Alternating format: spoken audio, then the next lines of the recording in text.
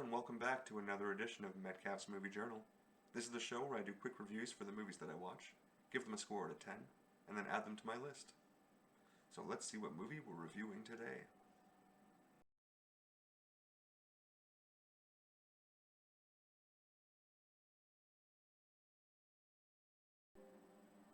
On March 25th, I watched Kubo and the Two Strings, which came out in 2016. And to simply say this was a beautifully animated film would be a huge understatement. With an extremely unique blend of classic stop-motion style, coupled with that clean, crisp look you can only get with a computer, I was completely mesmerized by it all, and the insane level of detail to the hair on the monkey almost made it more difficult to follow what was actually a deeper and more complex story than you might expect from a PG movie. At its core, it can be seen as a fairly straightforward adventure story about our hero Kubo, voiced effectively by Art Parkinson, as he goes on a search for his father's armor, helmet, and sword. That classic fairy tale rule of three always working so well for storytelling. The story was clearly inspired by some sort of ancient Chinese mythology, but even though I know nothing about the true source material, it still very much felt like it was written by and for a Western audience. It had moments where it just felt like an odd mixture of different cultural influences, and it seemed like the sort of decisions that were being made to make the movie as entertaining as possible, regardless of accuracy to the source material. From a business perspective, it makes total sense, but it also feels like the best writers should be able to accomplish both. Still though, it's a wonderfully deep and heavily metaphorical story that doesn't come wrapped up in a cheesy happy ending to make it easier to digest. It has a great twist for the novice movie watcher too.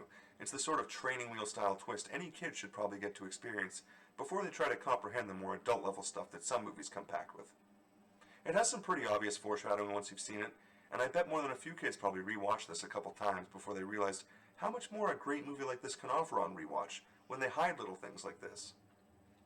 Charlize Theron voices Kubo's mother trapped in the body of that beautifully animated monkey I mentioned, and Matthew McConaughey is probably the best voice in the bunch as the Beetle King, but it's less a question of how good his performance was, but rather just how good but not great everyone else was. Even Ralph Fiennes and George Takei in their supporting roles just didn't get a good enough dialogue to leave a lasting impression. But I know how effective they can be when they do. With the story being a bit more complex and that ending more emotionally difficult to process, I'd guess most kids wouldn't start to appreciate this one until at least 10 years old. And even then, the true target audience should probably be young teens. That ending sure felt like one of those classic soul-crushing moments in a kids movie like Bambi or The Lion King, but for a new generation. And I think if I'd been around 13 years old when this came out, it could easily be one of my favorite animated films of all time. But as it is, it probably didn't resonate quite as much as it could have.